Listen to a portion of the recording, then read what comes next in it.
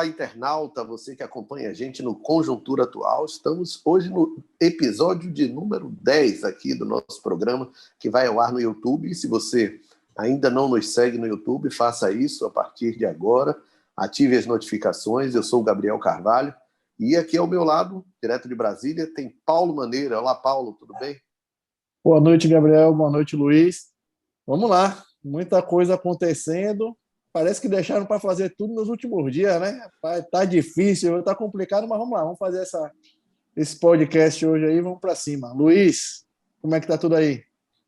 Tudo bem, boa noite, bom dia, boa tarde, você que nos acompanha, seja pelo YouTube ou pelo Spotify, né? Intensivão, né? Aquele intensivão que Respira a fundo gente mesmo. ouvia bastante. Faltam poucos dias para acontecer o primeiro turno da eleição. Pode ser decisivo ou não. Vamos aguardar para ver o que acontece. É verdade. Semana agitada de debates. Hoje à noite temos aí o debate dos presidenciáveis, mas na terça-feira tivemos o debate daqueles que concorrem a uma vaga no Palácio de Ondina. E foi um debate surpreendente, né? Teve briga de compadre, teve candidato provocações, se justificando de provocações, e teve Kleber Rosa roubando a cena, como bem Luiz diz no artigo que está no ar, no conjunturaatual.com. Você pode acessar o nosso site, acessar o nosso Instagram, seguir as nossas redes sociais, que a gente tem colocado bastante conteúdo lá. Mas vamos falar desse debate que deu realmente pano para manga. Quero saber da opinião de vocês. Já vou começar aqui para a gente, vou perguntar para Luiz Fernando, vou logo num assunto que dominou aí a internet, choveu meme para tudo que é lado. Antigos aliados, antigos amigos, ACM Neto, candidato do União Brasil, João Roma, candidato do PL, do Partido Liberal, travaram uma disputa que foi para o pessoal, né? Eu queria que você avaliasse esse embate. O debate em si foi muito pobre de projetos, mas a gente também precisa se questionar se de fato as pessoas estão atrás de discutir projetos há 3, 4 dias da eleição, né? Me parece que não, porque o formato vem se repetindo eleição após eleição. Mas sobre as questões relacionadas ao campo pessoal, existe uma máxima, um acordo tácito na política que não se leva nada para o pessoal, não se acusa no pessoal, não se bate, entre aspas, em família, não ultrapassa-se um limite ali da desconstrução do ator político no campo político, né? Quando a ACM Neto traz a história do apadrinhamento da filha de Roma, ele está demonstrando ali que ele precisa bater num lugar onde mais dói. Ele está precisando demonstrar força fora do campo político, ou seja, fora daquilo que se tem tacitamente como acordado entre todas as candidaturas civilizadas do campo democrático. Ficou muito feio, soou mal. E a ACM Neto era de se esperar que tivesse uma desenvoltura e uma capacidade de argumentar, de se contrapor e de se posicionar muito maior do que os seus adversários, dada toda a experiência que tem, né? São 4 campanhas majoritárias, anos de deputado federal, Grêmio estudantil. Ele foi criado, e como ele mesmo diz em todas as ocasiões que pode, que ele se preparou a vida inteira para assumir o desafio de disputar e eventualmente vencer o governo da Bahia. Portanto, considero que João Roma está numa posição muito confortável de quem pode provocar, atiçando, e como alguém que conhece Neto profundamente como ele conhece, foram amigos durante muitos anos, sabe onde dói, de modo que Neto acabou partindo para o campo pessoal.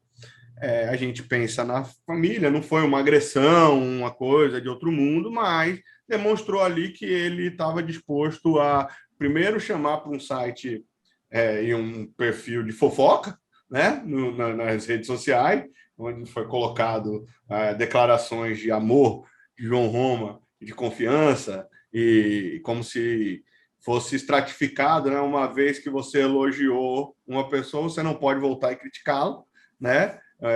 E na política a gente sabe que não é bem assim, como na vida real, né? A gente sabe que os melhores amigos, quando se tornam inimigos, podem se tornar os grandes adversários, né? Bob Marley já dizia isso e a gente já viu isso na história se repetindo várias vezes, inclusive em enredos e roteiros de vários filmes.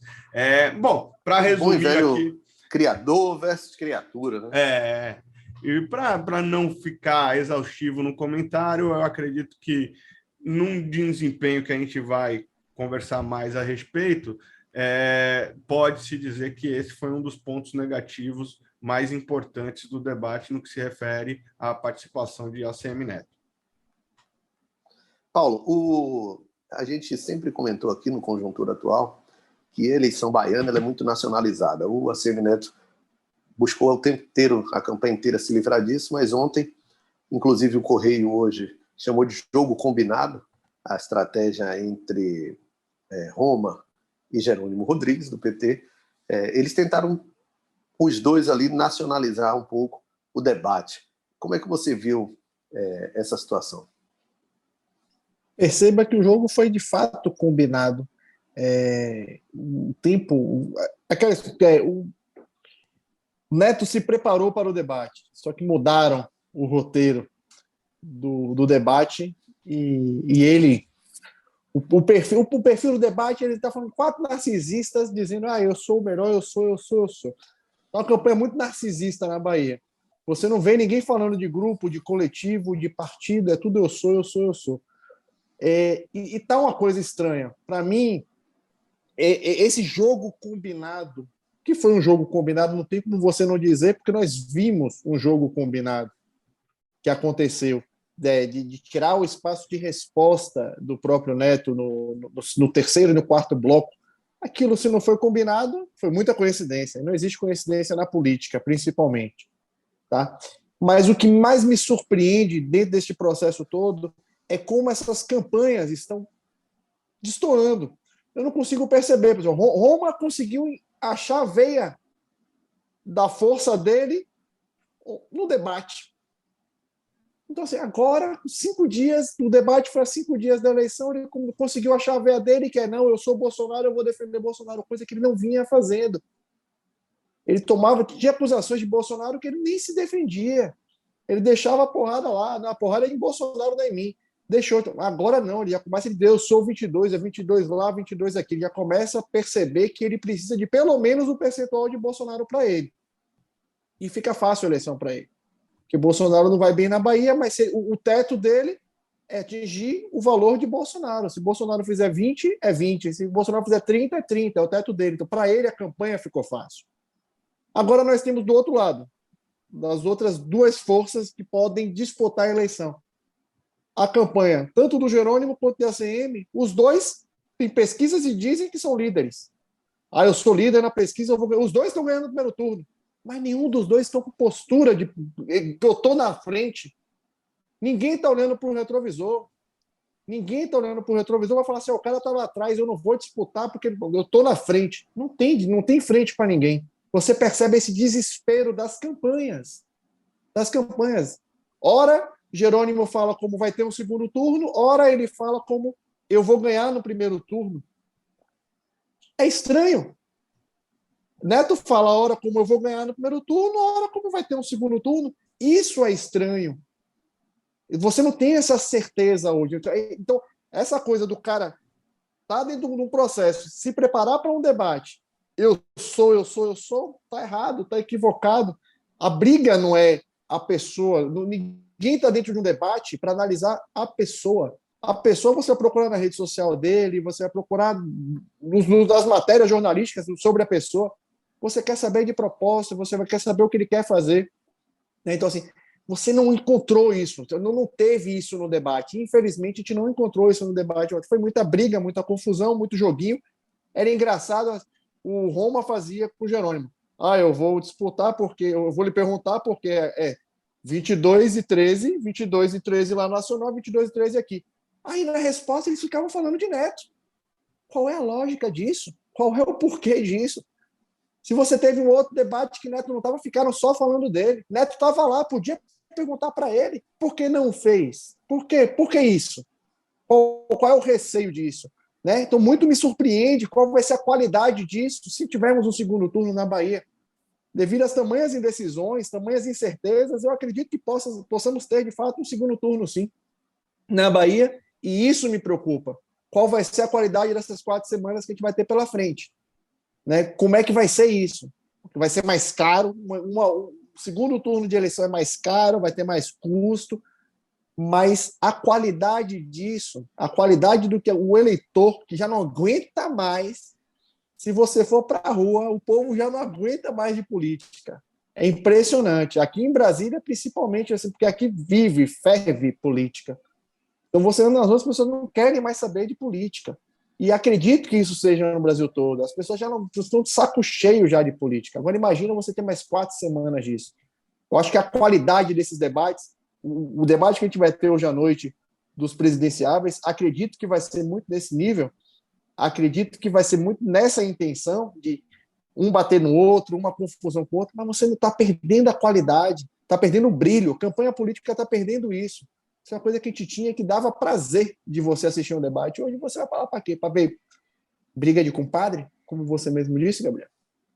É verdade. Olha, eu vejo o seguinte, os debates de todas as emissoras têm um engessamento muito forte nas regras. Porém, esse engessamento acaba, de certa forma, não cumprindo o seu papel de engessar. Vou explicar.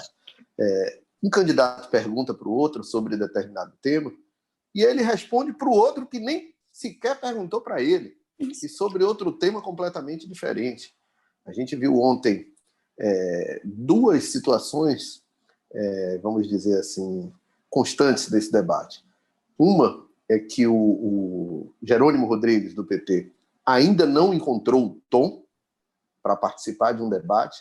Ele foi mal nos 2 primeiros debates. E ontem ele conseguiu ser ligeiramente melhor, mas ainda não encontrou o tom de um candidato a governador para poder falar com seu público, para poder explicar as suas propostas e debater com seus oponentes. E ontem tivemos um ACM Neto surpreendentemente nervoso, muito fora do tom que a gente está acostumado a ver, inclusive em outros debates, quando concorria à Prefeitura de Salvador. Soou para alguns, não houve nenhum instituto de pesquisa que fizesse nenhuma qualitativa ou quantitativa do debate regional, mas soou para alguns nervosismo e um pouco de arrogância também em algumas respostas. Eu fui o melhor, eu fui 8 vezes isso, era muito eu. E nos ataques ao Jerônimo também, ele tinha um samba de uma nota só. O Jerônimo, por sua vez, não encontrou o tom nas respostas, ele não concatenava muito bem o raciocínio no que era questionado. E já o Kleber Rosa, na minha opinião, a gente vai passar para esse tema também, saiu-se muito bem. Ele soube organizar a sua retórica o tempo inteiro no debate, foi alvo de ampla repercussão aí nos grupos de Zap, onde tem milhares de analistas políticos aqui na Bahia. Mas eu queria saber de vocês se vocês concordam com essa análise que eu acabei de fazer. Sim. E queria que apontasse também o desempenho de cada um desses 2, que são os 2 principais candidatos à eleição. Apesar do Roma representar a candidatura de Jair Bolsonaro e do Kleber Rosa ter sido um bom player no jogo de ontem, mas eu quero saber de vocês uma análise de Jerônimo versus ACM Neto. Tem uma coisa que a gente vai precisar rever, já passou um pouco da hora. A gente critica muito o engessamento do formato dos debates, mas tem uma fórmula do marketing político eleitoral que também precisa ser revista, até para dialogar com um novo modelo. Então, assim, o que você percebe? A ACM Neto transportou para o debate ontem aquilo que ele vem pregando no horário político eleitoral, nas inserções e nos comícios. Ou seja, é o Jerônimo secretário testado e reprovado, eu o melhor prefeito da história de Salvador, né, durante 8 anos, e aí regulação, segurança pública e educação. Inclusive, teve uma coisa que eu me fiquei muito desconfortável ao ouvir todas as vezes que ele pronunciou, que foi quando ele falava: o IDEB da Bahia é o segundo pior, sabe só atrás de quem ele ficou? Do Maranhão. Como se o Maranhão fosse um estado para ser desprezado, entendeu? Seria um absurdo o Maranhão ficar na frente da Bahia. O tom não ficou legal, não sou arrogante. E Jerônimo parece aquela pessoa, aquele pseudo-intelectual que aprende uma palavra nova e tem a necessidade de colocá-la nos mais diversos contextos e nem sempre ou quase nunca utiliza num contexto adequado. Então, assim, ele tem um monte de palavras-chave que ele precisa colocar nas respostas dele, e aí ele vai botando uma palavra na outra, um conceito na outra, fala que Neto maquiou a cidade, e depois fala que não sei o quê, e que Lula, e mistura tudo, cara.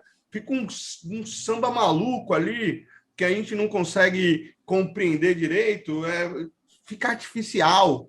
Então, assim, esse engessamento que vem da orientação do marketing, ele precisa também ser revisto. Talvez seja isso também que possibilite Kleber Rosa, que tem mais liberdade desse ponto de vista, de se sobressair nos debates. Assim como Simone Tebet, no Nacional, tem também tem sobressaído, porque tem menos compromisso com uma estratégia de marketing engessada. Qual é o grande filão ali? A ACM Neto. Quando acabou o debate, eu estava vendo isso, as assessorias soltaram a matéria com menos de 5 minutos. Todo mundo ganhou. Todo mundo ganhou, né? E com as coisas que foram ditas ali, chaves. Ou seja, já estava pronto. A gente trabalha com isso. E se já estava pronto, o debate em si ele perde importância. Se ele perde importância, o cara está ali para conseguir um corte legal para colocar no formato TikTok, sabe? Que o famoso release, complete as lacunas. Complete a lacuna, boletim de ocorrência. Pode colocar aí de qualquer um. Você só preenche, né? Enfim, o engessamento torna as coisas artificiais. E o que se sobressai é a picuinha, a resenha, que foi legal, e as escorregadas, que também foram legais. E aí a gente comenta a perfumaria, que de fato não muda significativamente resultado de eleição nenhum, né? Então, assim, comentando para ficar no que você provocou, eu concordo com o que você falou, concordo com o que Paulinho falou também, e trago esse elemento. O marketing está tornando uma coisa que a política, que já está tão desgastada, por ser um simulacro, por já ser artificial, ele tem sido responsável também por não se adequar aos novos tempos, né? Não se atualizar, por também levar o rumo da prosa para esse caminho. Vou legislar em causa própria. Agora, me permita. Primeiro, eu vou concordar, o Kleber Rosa não foi só o vitorioso do debate, ele é o vitorioso da campanha, inclusive, porque o cara entrou sem propósito e está dando o recado dele e vai sair muito maior do que entrou. Fato. E os demais comentários eu concordo, mas vou defender a questão do engessamento do marketing, Luiz. Só para a gente compreender o seguinte, antigamente a campanha a gente fazia, isso é interessante, porque a quem faz campanha há mais tempo percebe. A gente fazia, você tinha um núcleo de rádio que pensava e era uma cabeça, o núcleo de TV pensava e era outra coisa. Não tínhamos núcleo de internet, mas você tinha assessoria de imprensa também que pensava e era outra coisa, e o redator publicitário, que era quem fazia as peças publicitárias para o candidato. Então você tinha essas 4 vias. Hoje, quando você entra com mídias sociais, você precisa compreender que YouTube é uma linguagem, Facebook é uma linguagem, o Instagram é uma linguagem, o Twitter é uma linguagem, o TikTok hoje é uma linguagem. O que os caras fazem?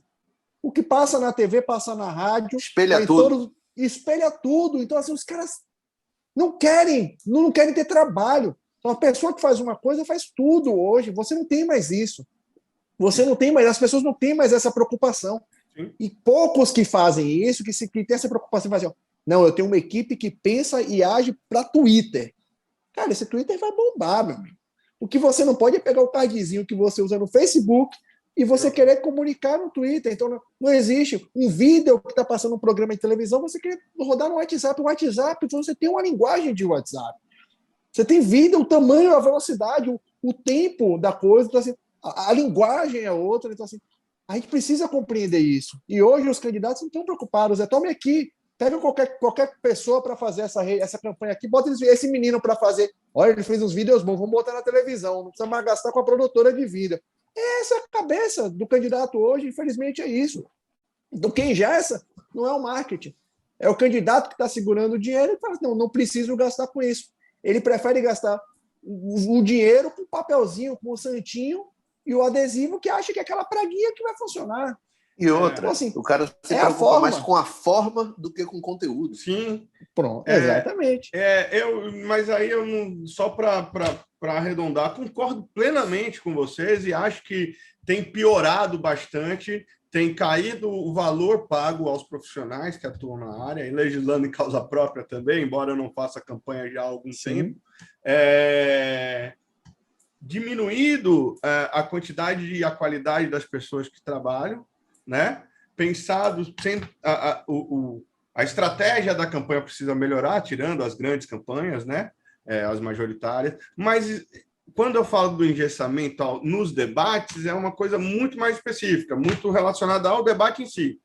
Aí é aquela coisa de você ter palavra-chave para dizer, temas específicos para trazer, e o candidato, você percebe, por exemplo, quando você trabalha num debate, Luiz, você já tem que pensar o quê? Qual é a frase que efeito que eu vou soltar? Pense no debate nacional. O que a Soraya fez? Não me cutuque com a sua vara curta, que eu viro onça. Não cutuque. Aquilo dali é para marcar. Neto tentou fazer isso no começo, quando o Jerônimo provocou e falou assim: você não tem moral, todo mundo aqui tem moral, mas você não tem moral para falar de educação. Aquilo é uma coisa preparada, aquilo é uma coisa estudada. Normal. A gente pensa em frases o tempo todo para preparar o candidato. Normalmente, os que eu preparei, a gente fica 2 dias, cara. 2 dias trancado, ouvindo, falando assim, se ele lhe perguntar isso, aí, se ele for para o pessoal e falar de sua família, se falar de sua mulher, se falar disso aqui, se inventar que você fez isso na juventude, o que você vai falar? Então, você tem que pensar nisso tudo. Isso não tem preparo. Hoje você não tem isso, hoje você está solto.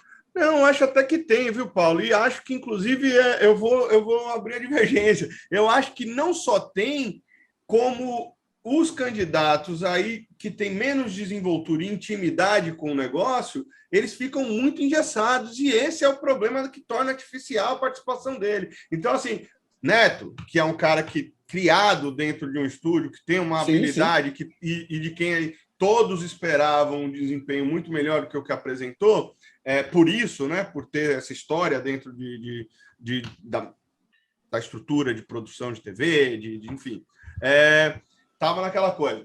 Qual a palavra de ordem? Jerônimo, testado e reprovado. Tem que falar do quê? Educação. Aí o cara faz 8 perguntas de educação, cara. Sabe? Talvez se ele tivesse ido para os debates anteriores, ele teria uma outra desenvoltura. É que nem jogo de futebol, cara. O jogador precisa estar lá. Precisa ter ritmo. E aí ele vai entrar numa seara de que a educação nunca ganhou eleição no mundo. Pelo menos no mundo brasileiro. O Cristóvão Buarque... Se fosse prioridade, o Cristóvão Buarque seria... Que tudo se resumia à educação. E as pessoas não ligam muito para a educação. Até porque... Não, pode concluir, desculpa. Prossiga. Não, pode concluir, desculpa. É isso. Até porque quando você vê nas prioridades... eu tive acesso a algumas pesquisas qualitativas em relação à eleição nacional e em relação à eleição regional também. As pessoas querem emprego, querem comida e querem saúde. A educação aparece em 6º ou 7º lugar, aí nas prioridades dos baianos. Então, na qualidade, daqui aparece educação, segurança e regulação. São 3 assuntos que estão bem tabulados e na qualidade da Bahia em específico. É por isso que Neto pegou essa verba. E tem uma outra coisa também, que é... Mas aí eu lhe pergunto, Luiz, você acha que os pais desses alunos que não tiveram aula há 2 anos, a preocupação dele é, meu filho passou de ano. Não acho. Eles não estão preocupados com a qualidade que teve na escola. A questão aí não é a preocupação de primeira ordem, é o desgaste maior do adversário.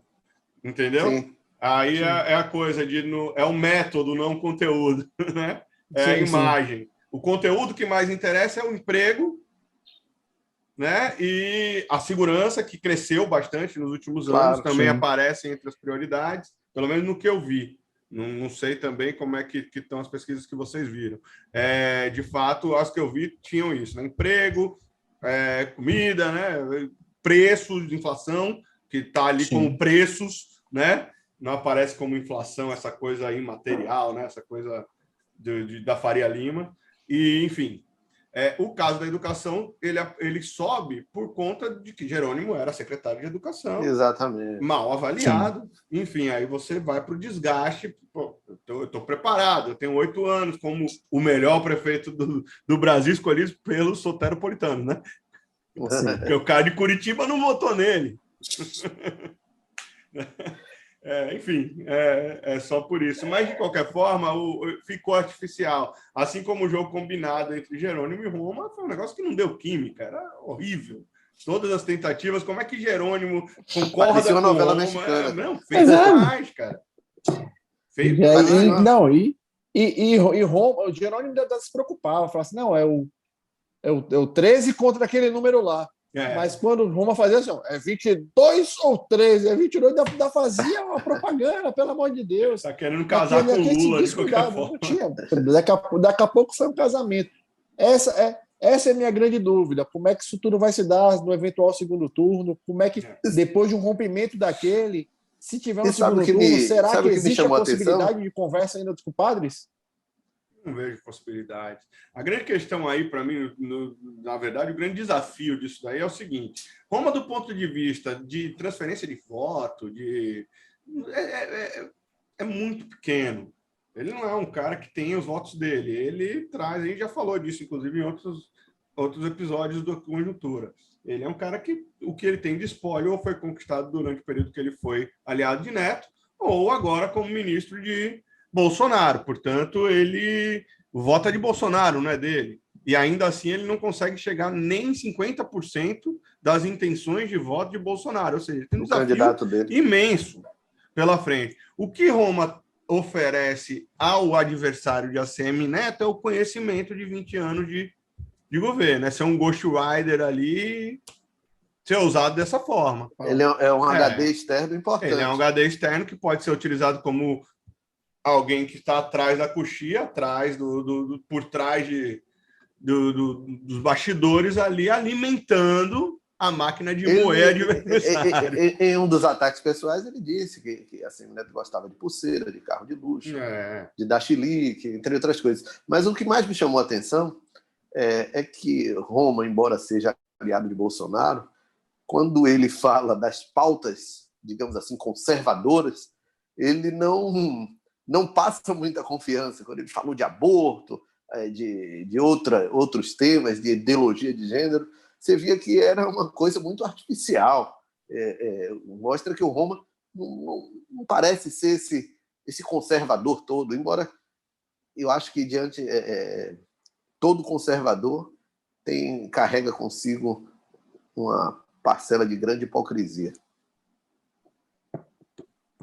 Agora, um levantamento. Vou jogar aqui para provocar. Eu quero provocar um pouquinho, porque hoje eu tô sentindo falta do Dendê, então estou mais provocativo.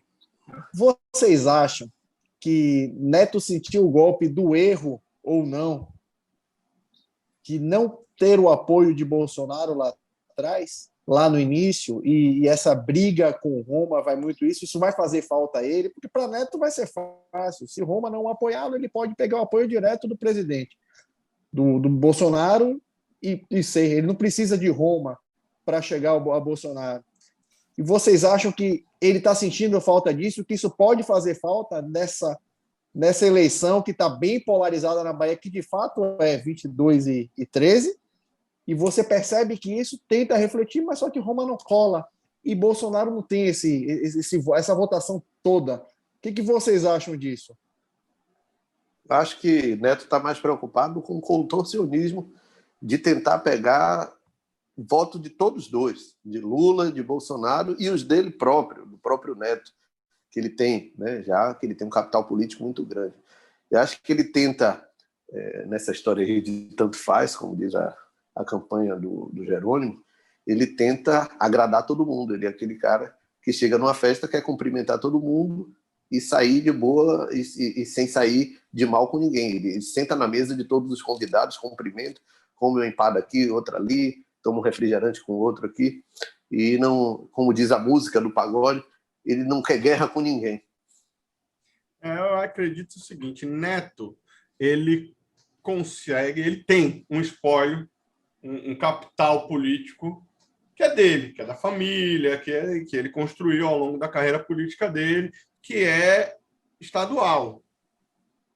A questão é, esse espólio é suficiente para elegê-lo governador? Me parece que não é suficiente. A estratégia dele desde o início é quebrar a lógica de nacionalização da eleição.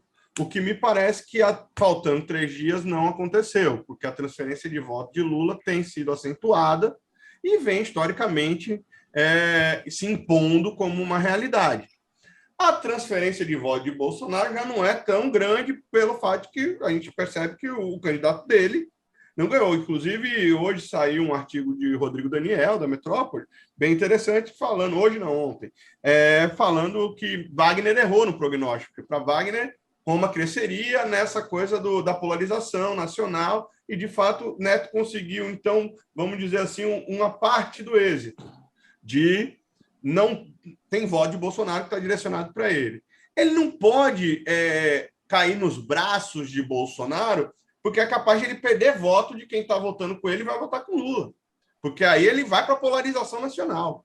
No momento que ele falar, eu quero o apoio de Bolsonaro, ele perde automaticamente um percentual que pode ser o suficiente para ele ser derrotado nas eleições de quem está votando com ele e está votando com Lula. Então, o cara fala, opa, peraí. Né? Uma coisa é ele, não, tanto faz, eu vou governar com todo mundo. Outra coisa é, não, Bolsonaro.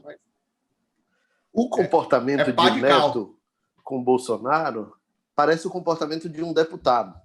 Ele quer ali aquela coisa boa de ser governista, de ter emenda parlamentar, de chegar num reduto, despejar obra, despejar dinheiro, mas ele não quer o desgaste de persona não grata que o Bolsonaro tem na Bahia.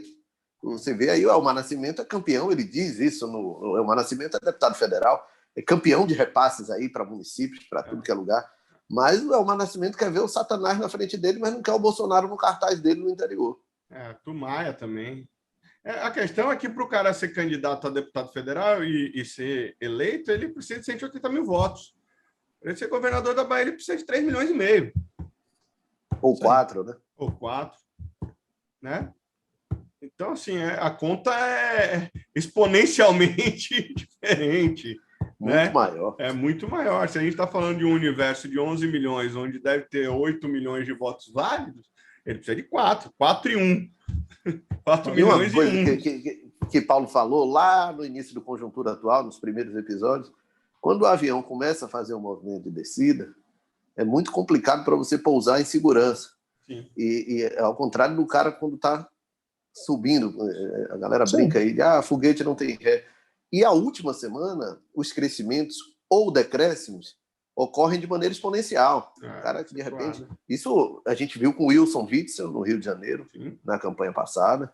A gente viu com o Romeu Zema, em Minas Gerais, na campanha passada, que eles cresceram de uma forma muito intensa na última semana. E a última semana guarda esse tipo de emoção, vamos dizer assim. Isso acontece muito porque os eleitores eles não estão preocupados. A gente vive política, a gente abre todo dia, quer saber notícia de política, mas a maioria da população, quase metade da população, vou dizer 1/3 da população, mas é quase metade mesmo, não está preocupada com isso. Não vai definir, não define. Tem gente que vai para a urna e na urna define quem vai votar em deputado federal ou estadual, gente. E sai de lá esquecendo já. E sai de lá. E sai de lá sem nem lembrar quem foi. Se você fizer uma enquete e perguntar assim, você lembra de quem você votou para deputado federal na eleição passada? Não tem. Tem dados não sobre lembra. isso e é mais... Eu não vou recordar, que minha memória para isso, eu preciso estar lendo sempre os mesmos dados. Vocês brincam que eu sei de pesquisa, mas eu fico com a pesca do lado sempre. E essa pesca eu não tenho, mas eu sei que o valor é acima de 60% de quem não lembra. É isso. Aí, então, nessa última semana é quando, de fato, a pessoa decide mesmo. Eu falo para todos os candidatos ao qual eu trabalho que é isso. O trabalho mesmo é nos últimos 15 dias, nos últimos 3 dias é que funciona. Nas últimas 48 horas nem me conte. Bom mesmo é na fila. Bom mesmo para ganhar a volta é na fila, cara. Vide Ângelo Coronel, que ia perder aquela eleição para o irmão Lázaro no pleito passado. Pronto. E deu um sprint, vamos dizer assim, na reta final da campanha. O PT vamos é muito bom nisso. E aí, para passar para essa pauta, já te dando aí o gancho, lhe atropelando, o PT conta tanto com isso que preparou para amanhã uma coisa que guardou as 7 chaves. A última sexta-feira do ano, né? Ou do mês, né? Sextou com Lula, última sexta-feira de setembro. Ave Maria. A gente discutiu aqui com o professor Cláudio André. Viu? Vai pegar fogo. A gente discutiu no com o último professor... programa, a gente achava que Lula não vinha, Não vinha mais, e que deveria ser explicada a ausência dele, uma vez que o PT, no 4º maior colégio eleitoral, 4 governos consecutivos, não teria tido... Falei muito da preocupação do PT com o Sudeste, mas, de fato, esse gesto aí, ele vai ter o debate hoje à noite e você ter logo amanhã ele indo para a Bahia para poder fazer isso. Agora eu soube que vai ter outra caminhada também pela manhã, no mesmo horário. Parece como é que vai chocar o negócio aí? 9 horas da manhã, Neto marcou a dele saindo dos... É comum, primeiro para todo mundo que nos acompanhe saiba, óbvio, muitos sabem já, é comum começar e terminar a campanha na Igreja do Bonfim, né? Na Colina Sagrada, e fazer uma caminhada ali para demonstrar a força, tirar as últimas fotos, botar motivada a claque, a equipe, inclusive, que trabalha durante a campanha. Eu faço isso. Eu saí do Bonfim e vim para cá, para Brasília, quando eu voltar, primeiro lugar, para o Bonfim. Agora a campanha de Neto da liturgia. A campanha de Neto botou sai um trajeto mais longo, hein? Vai sair de Mares, do Lago dos Mares ali, né? E a de Jerônimo e Lula de Roma. Do Largo de Roma. Casadinho com Roma. Que não é o candidato. Que não é o candidato. Praça da Irmanduce, melhor dizendo. São 3 quilômetros que os separam. E, em tese, 2 horas. Uma está marcada para 9, outra para as 11. E todas elas com destino ao Bonfim. Cara, eu acho que tem gente que já estava falando aqui nos grupos, da confusão, não sei o quê. No 2 de julho teve isso, a Bahia é acostumada a fazer lavagens que têm conotações políticas. Acho pouco provável. Se fosse Bolsonaro e Lula, talvez tivéssemos esse ambiente hostil. Muito mais hostil, pelo menos. Sendo Neto e Jerônimo com a participação de Lula, eu acho que é muito mais fotinho, ajuste final. Lula vai discursar, vai mobilizar, e Neto vai caminhar, vai chegar, fazer a liturgia, fazer o mise-en-scène ali. Se não se encontrarem e se abraçarem, tá tudo certo, porque se Neto puder, ele vai abraçar Lula também. Estou com ele também. Já ia perguntar isso. Será que vai sair uma foto de Neto com Lula? De repente, essa foto do cumprimento pode servir de combustível para o WhatsApp, para a galera adaptar qualquer legenda ao seu bel prazer. Mas vai ser interessante. Falar em Lula, hoje tem debate, né, de candidatos à presidência da República. Há de se esperar alguma novidade em relação a esse debate ou ele está bastante previsível? Tem um Ciro aí, uma situação diferente, né? O Ciro tá contra as cordas, né? E um sujeito eu vejo o Ciro diferenciado. Você vê o padre Kelmo lá, horroroso, né? Que vai entrar para ele vai mesmo? Ele vai. Horrorosa. Está confirmado. Muito é parte do processo democrático. E a gente tem que entender, tipo de coisa que estraga o processo político, mas faz parte do jogo, né? Vai ter Simone, né? Vai ter Soraya, virando onça ou não. Eu penso o seguinte, o debate vai se concentrar nas trocas de agressões aí de Lula e Bolsonaro, e resta para a gente entender se um dos dois vai acusar o golpe e provocar alguma coisa fora da curva aí do nada, mas não vejo nenhuma bala de prata. Um debate quinta-feira, 10h30 da noite.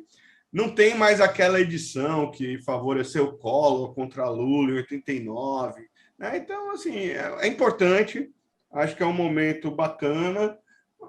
Não vejo bala de prata guardada, não. Bolsonaro vai chamar de ex-presidiário, Lula vai piaçar Bolsonaro que não fez nada, os outros candidatos vão tentar fazer suas minar frases os de efeito, dois, né? mas com 90% do voto consolidado, cristalizado, aparecendo em todas as pesquisas, quem vota em Bolsonaro, 87% diz que não muda. Quem vota em Lula, 83%, 85% já diz que não muda.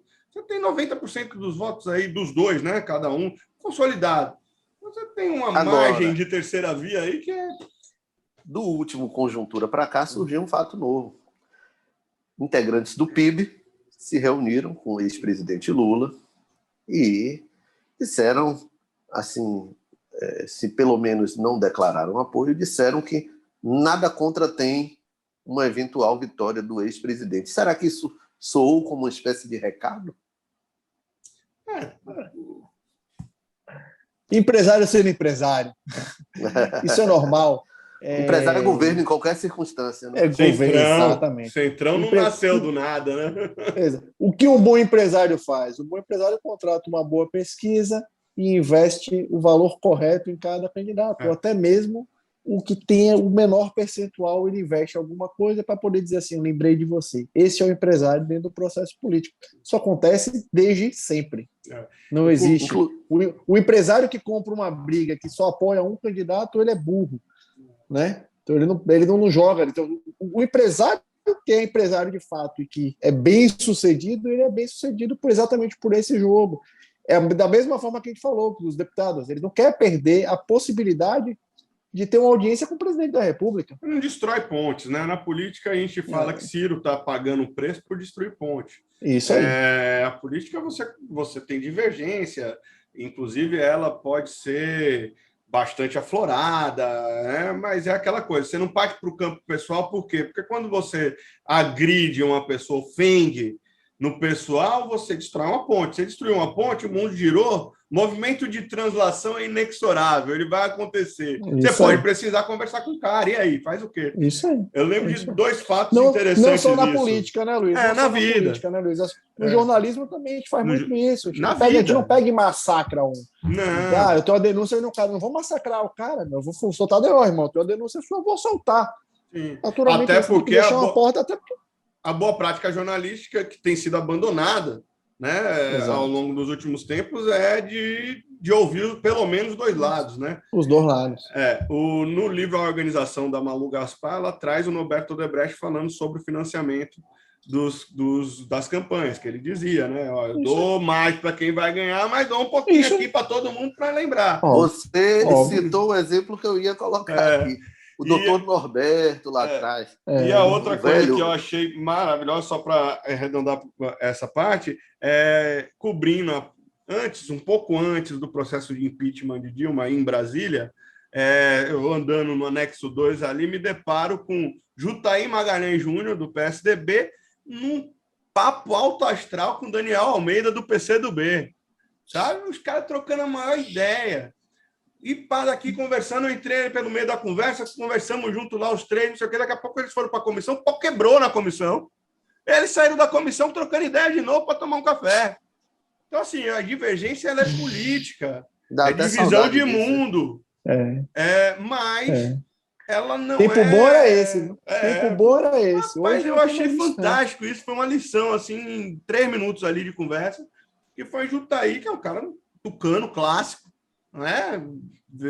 Antigo, disputou a eleição da Bahia em 94 pelo PSDB, e Daniel Almeida, que é um cara do PCdoB, presidente do partido, foi durante muitos anos, trocando a maior ideia, e assim, de boa, entraram na comissão, o pau quebrou, pareciam dois inimigos.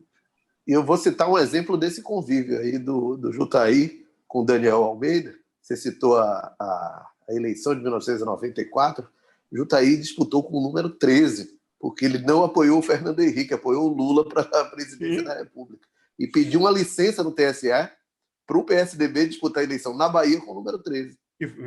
E foi o que levou para o segundo turno a eleição, né? Embora ele não tenha ido. Exato. Eu tenho uma passagem que é muito fantástica, que eu fiz campanha para um candidato que teve, na história dele, na biografia dele, um grande rival. Não vou citar os nomes, porque pega mais pesado. Mas eu perguntei para ele, fez... Vem cá, aquela sua briga com o fulano, Era de verdade mesmo? Ele parou, olhou para mim, pensou, sabia que era jornalista, e falou assim, ó, eu vou me resumir a lhe dizer, eu precisava dele e ele precisava de mim. Acabou aí. E é uma das maiores brigas assim que a Bahia teve dentro desse processo político. Um tempo bacana que era o seguinte, eu cobri na Assembleia como setorista, aí você tinha o Valdenor Pereira do PT, hoje deputado federal, como líder da bancada governista de Jacques Wagner, e o Heraldo Rocha, líder da oposição pelo DEM, a época era o DEM já. E você tinha... E os dois sentavam para negociar a pauta, tal, não sei o quê, e no púlpito, na tribuna, subia Zé Neto batendo pesado e Gabán batendo pesado. Então, assim, e os dois no plenário ali discutindo a pauta, enquanto Zé Neto e Gabán se digladiavam na tribuna, o pau quebrando lá em cima, e os dois aqui, não, rapaz, vamos votar isso por acordo, isso vai por urgência, isso não vai. Na boa. Então, assim, tem esse lance, sabe? Terminou ali, vamos embora, tomar um cafezinho na antessala do plenário e toca a vida, velho. Aquele cafezinho já foi bom. Não sei se hoje tem muito diálogo ali não, mas já foi bom. A pandemia comprometeu bastante, mas a relação na Assembleia, salvo poucas e raras exceções, ela é muito cordial entre os deputados. Sim, tem que ser, né? Tem que ser. Cara, é a casa de... Eu sinto falta de debates, de discussões, de parlar, né? Exato. É que a Assembleia se tornou um palco muito de pouco debate, de pouco confronto nos últimos anos, né?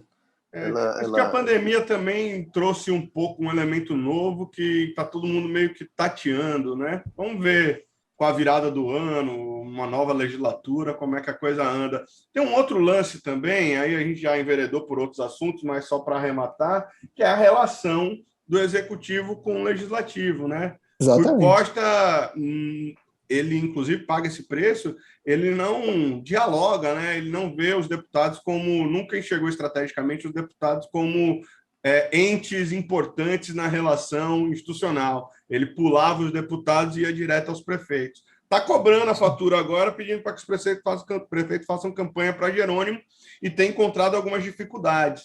Mas, enfim. Está pagando a fatura com o RP9, que os deputados agora pegam o orçamento secreto, claro que os federais, não os estaduais, mas os federais pegam o orçamento secreto e distribuem o dinheiro do jeito que eles querem no interior. Isso aí. A revelia do governador. Exatamente. Os caras estão andando para o governador. Eu lembro que a agenda do governador, por exemplo, projetos vinham para cá, o governo tinha uma ponte para construir, sei lá, uma estrada, escola, alguma coisa. E aí ele ia no líder da bancada na Câmara Federal, na bancada da Bahia, que reúne todos o coordenador de bancada, né? E falava, preciso de emenda para isso aqui. Hoje em dia, velho, não. Tá passando aí, igual a boiada do Salles. Olha, o Conjuntura Atual vai ficando por aqui. Quero agradecer a presença de vocês, sobretudo de você que nos assistiu aqui no YouTube ou que nos ouviu no Spotify. Siga o nosso canal, já disse isso algumas vezes e peço encarecidamente que continuem fazendo. Acessem, ativem as notificações para vocês verem esses 3 rostos bonitos aí falando de política e de conjuntura atual. Até logo, Paulo. Bom final de semana para você. Até a próxima, eleição. Em breve. Vamos lá. Boa eleição para todo mundo. Vai dar tudo certo. Qualquer emergência, grava de novo, faz um especial como este. É assim que funciona. Verdade. A eleição está aí até domingo. Se não der nada, que volta com o resultado das eleições. E de repente a gente pode entrar domingo em algum momento aí ao vivo para poder repercutir o resultado final do primeiro turno. O que for está valendo.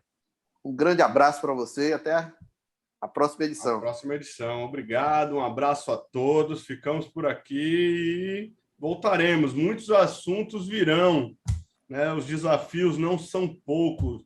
Temos os desafios da eleição e temos os desafios para o Estado. A política está em processo de mutação e a gente está tentando entender, conversando com quem faz e trazer para vocês, obviamente, o que a gente consegue apurar e analisar.